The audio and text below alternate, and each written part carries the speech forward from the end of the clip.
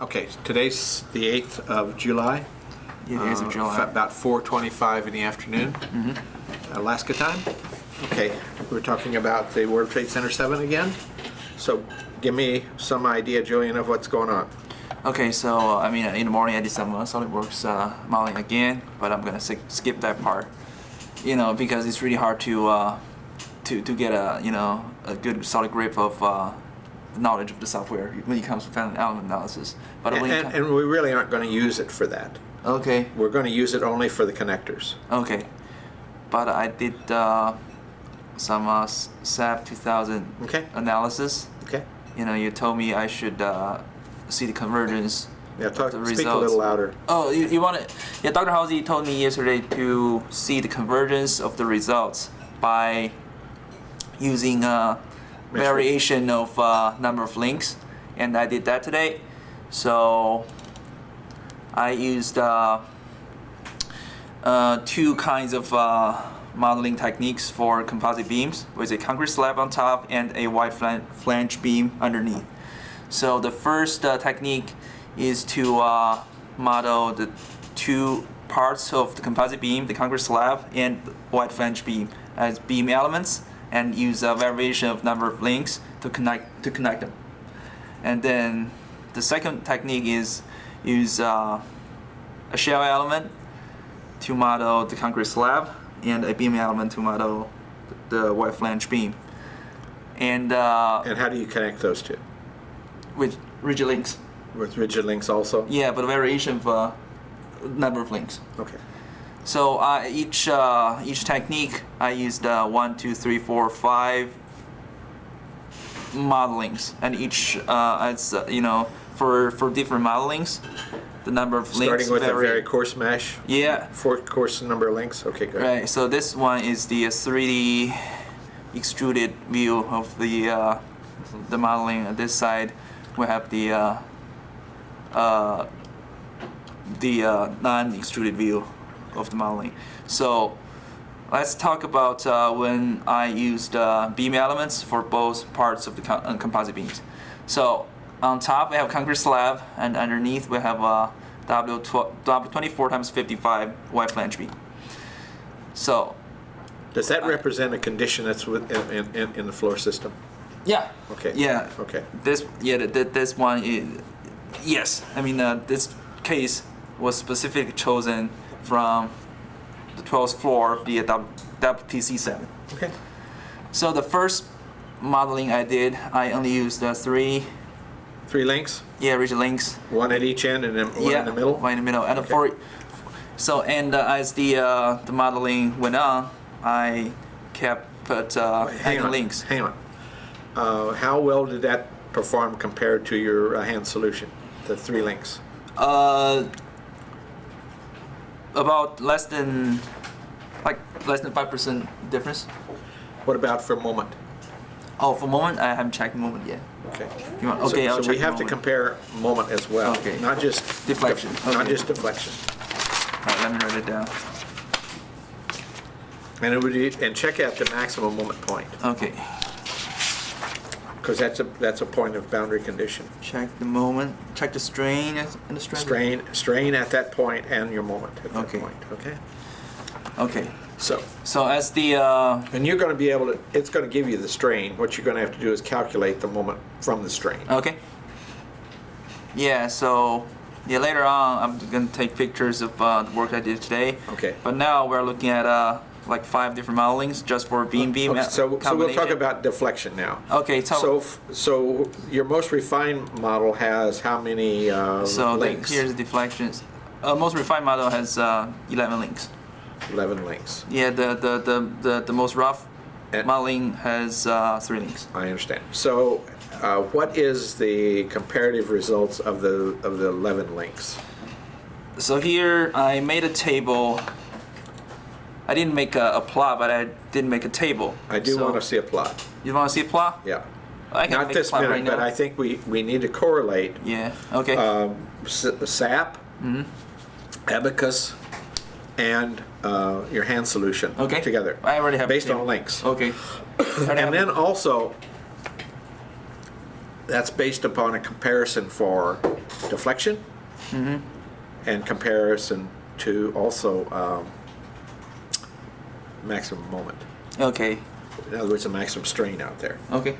And then the last and remaining question in the linear range, not the nonlinear range, we haven't talked about that yet, is if I were to have a design with a certain number of Nelson studs spaced within the system, if I put a link at each one of those studs, would I get really good correlation to what is actually there?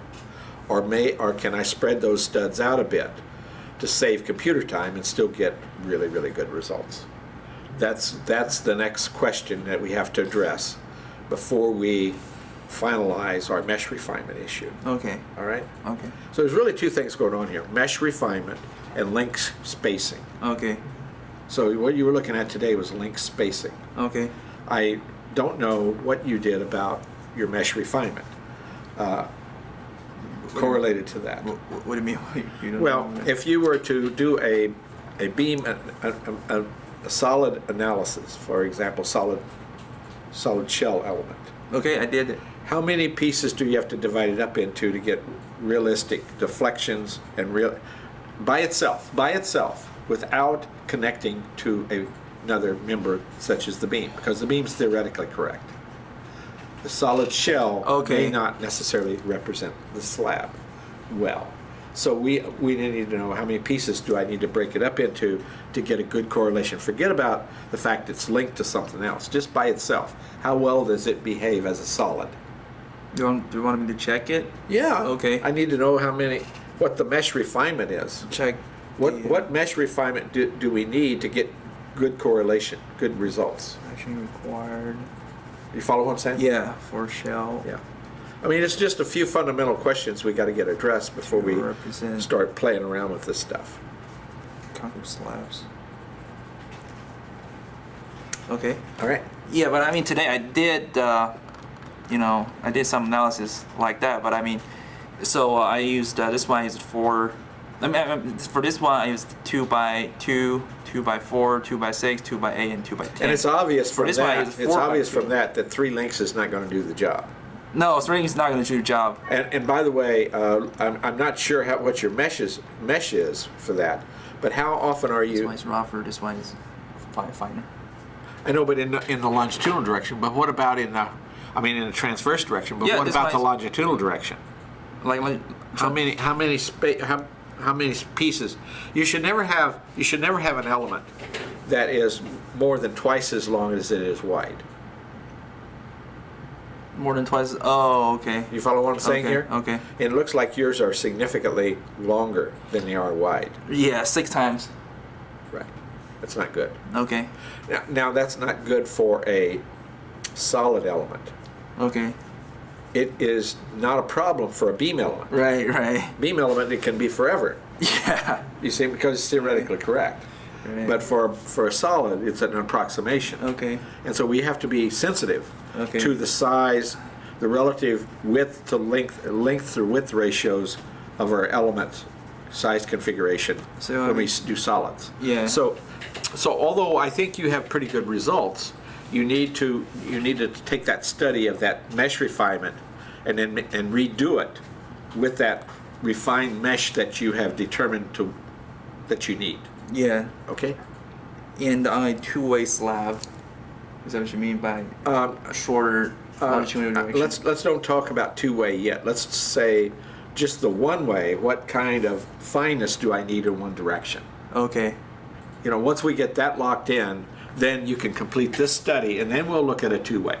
Okay. All right. By itself. Okay. By itself.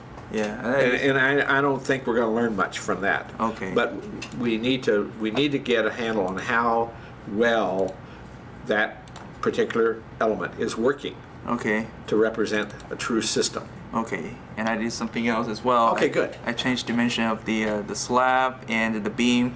To look and, at sensitivity? Yes. Okay, good. And it works really well on this one as well. It matches really well with theoretical results, and Good. Yeah. So apparently, it does. I mean, it doesn't just work on the specific case we chose. It works on other cases as well. So that's. But that's one I wanna prove. not a solid element you're using there, is it? Isn't it beam to beam? Is that what you're using? I used one beam, which is the composite beam, Yep, okay. and designed by section designer. And this one I use the section designer as well, but it's a transformed cross section. Okay. Cross section, which is the Okay. the mechanics material stuff we learned. And this one I use concrete slab and wide flange beam, but different cross section. But I'm trying to ask you what did you use to model that concrete slab? Beam, single beam, two beams together connected by links, and this one is okay. Got it. I use And four. the last one is a solid to the beam. Yep. Okay. All right, that's good. Yeah, All right. 4 scenarios, Yeah. and they all match really well. Okay. Well, Let me see. then you probably already have studied the mesh refinement question about the solid through that one right there, your last piece. Oh, I'm sorry. Say it again. You may have already studied your mesh refinement for the slab. I did. Yeah. So I mean, this beam is the slab I chose is very long. So as you said, it might not be very representative. So, well, I understand that, but I guess what we typically like to do mathematically is we like to have a fairly rough mesh. Let's just say really, really rough. It's not going to be any sense of trying to give us good answers, and then we're going to split that and double it, the number of pieces we're going to use, and then keep doubling it until the accuracy doesn't change much. Yeah. And then at that point, we are going to say it's good enough. I compared so for shell element, for concrete slab, right? Okay. So I did 2 different meshing scenarios. So the first one in the transverse direction, I used 2 elements, and the second one I used 4 elements. So this one is 2 times whatever of links course, there of is. course, The yeah. second one is 4 times whatever links, and their results are almost identical. Okay. All right. Good. So yeah, even for All right. rough meshing, then the results So, come out really so I think pretty- you've already done what I'm asking you to. It's just a Yeah. matter of putting it together that makes some sense. Yeah, I told you today I did a lot of work. Yeah. Okay. Good. Are you pretty happy with what you got? I'm pretty happy. Yeah. All right. So just one more thing, and then I think we can put this thing together with those 2 floors. Okay. We'll look at the 2-way slab action by itself. Okay. And see what kind of mesh structure we need. Okay. And then address the question of the links versus the Nelson studs, Okay. their spacing, and then once we've got those 2 questions answered, then I think we can start putting those floors together. Okay. Now, granted, we will not have studied the nonlinearity of it yet, but we will know that under traditional methods, that our system is going to give us reliable results. Follow me? Yep. Okay. Okie dokie. So far, Yeah. tell me about your world. Yes. Actually, today I'm on the way to get the hand calculation of the deflection. Okay. And so actually I got the result, but it's a little different from the Stevens result. I think we just talked like few minutes ago. It's different caused by the dead load. So I need to check with him to what kind of dead load he used, and so compare with what kind of dead load I use. So we just figure out why there has a difference. Okay. So we need a few minutes talk after this meeting and compare Okay, and then- with our dead load. Then if we're going to compare abacus and SAP and hand solution, they all need to be based on the same thing. Yes. And as close to what we believe Yeah. they actually use in the building. I have a question about his abacus model. Can I ask him now? Mhm. Yeah. Okay. So, in terms of your abacus modeling. Yeah. So what kind of element did you use? A beam element or a shell element? A shear element for the concrete deck and the beam element for the beam.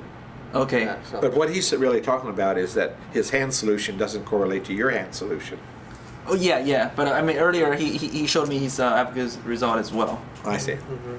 So are those comparatively the same as yours, or? Less than 10% difference. Okay, but that may be in this load that he's talking about. Oh, Because I he mean- would have used the same load here as you used in the hand solution, right? Actually, yeah, we actually need like few minutes talk with Steven. So what kind of Yeah. dead load to check the dead load. No, I and, understand, yeah. but did you Yeah. not use in your abacus model the same dead load that you had here? I use the same load, the same as the sub 2000. So I just pull out Self weight. 2000, Yeah, we both use the self weight Yeah. to load our. Oh, I modeling. see, Yeah, I yeah. see. But there's a seems to be a difference, huh? Less than 10%. Yes, yes. But our hand calculation, the difference is pretty significant. Yeah, I think we use different method. I used the AISC LRFD so method, and he used the The traditional Yeah. Yeah, mechanics of materials. yeah. mechanical material method. So All right. I just need to go back check. So why there has a difference? So Got to remember it too. Is this based upon LRFD or is it based on ASD? Because Yeah. his is based on ASD, and if Right. yours is based on LRFD, you're not going to get a comparison. okay. Yeah. Because AISC is based upon an LRFD approach. Yes. So I think you need to think in terms of what is the service load, service load condition, and what kind of Yeah. response are you going to get in the linear range, linear elastic range. Okay. Okay. Yes. So think in terms of that. Okay. Yes. All right. Yeah. All right. What else? Yeah. I think everything I'm doing is calculate this result for this deflection, and I think I can get the result probably tonight. Yeah. And then So- tomorrow we put the two floors together. Is that the plan? Yes. Yes. What about you? Do you want to do some continuous beam modeling? Not at this point. Okay. I don't think so. Okay.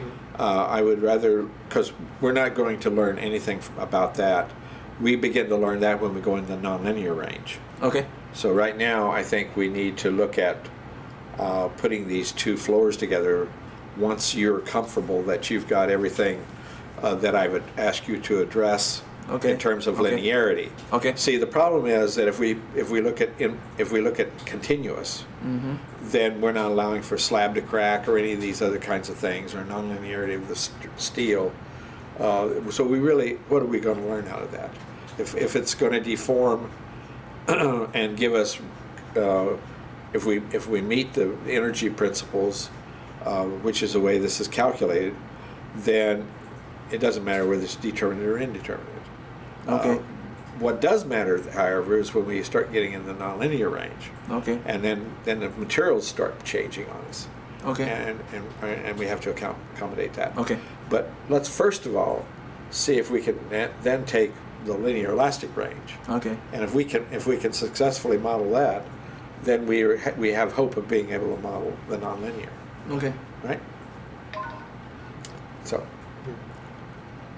So I would say take your stuff that you've got on your screen and get that film so that we can see and I would put some graphs on here so we can correlate against links versus deflections and moments Right. versus deflections I mean- for these different yeah.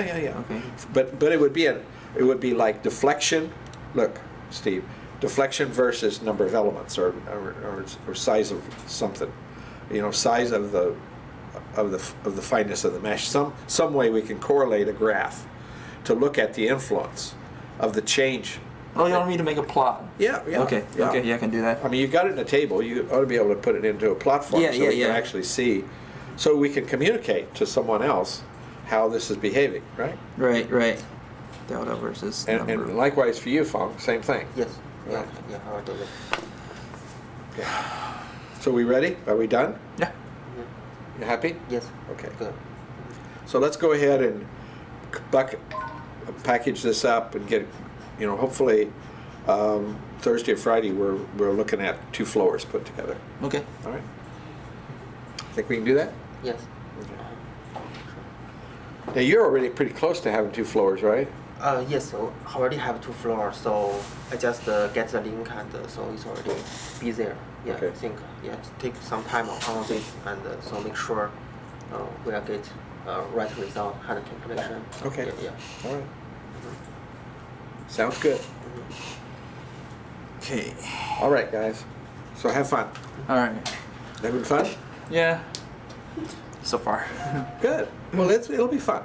It should be exciting. Yeah. Now. So take pictures of your screens. Okay. get that communicated, what you've done. Okay. We've talked about what you did today, so let's get that. And you want us to put the 2 floors together. And after that, what? Well, then we're going to actually take and look at the sensitivity of the structure. So I'm going to take the column system below below column 12, 13, and we'll just take it to the floor below it, and then there we'll lock everything below that. In other words, we'll say that's fixed. That's a fixed system. Okay. And then we're going to look at the response of floors 12 and 13 Okay. with respect to each other. Either that, I haven't fully decided how to answer that question that you just posed, but what I really want to know is how does one floor move relative to the other? It might be that we simply lock it an infinitesimal distance below floor 12, Okay. so that everything moves with respect to that floor. Okay. Yeah. Okay. So you wanna check the stiffness of the 2 floors acting together. By subjecting the floor 13 to a load and looking at how it responds with respect to 12. Okay. Transversely, every direction, and Okay. then subjecting it to a heat, Okay. looking at how it responds to that condition. Okay. You follow what I'm saying? Yes. So we really are looking at sensitivity, Okay. structural sensitivity. Okay. That type of thing. And if you've got a better idea on how to do that, I'm listening. I just want to try to get relative stiffness. How much does this structure move one floor to the other? Okay. All right? Okay. Yeah. So if you guys got some thoughts, make sure you get them to me. Not now, but I might. Yeah. If I get any idea, I'll email you. See, just think in terms of what I want to know is how much does, for 1,000 kips, how much does it displace? Right. In each direction. So if I push it this way, does it go straight that way, or does it twist and go, or what happens? Right. So we try to get an understanding here how it responds, Okay. gravitationally as well as transversely, Okay. and laterally, in all Okay. directions. Are you with me? Yeah. Okay. Thanks, guys. Thank you. Yep.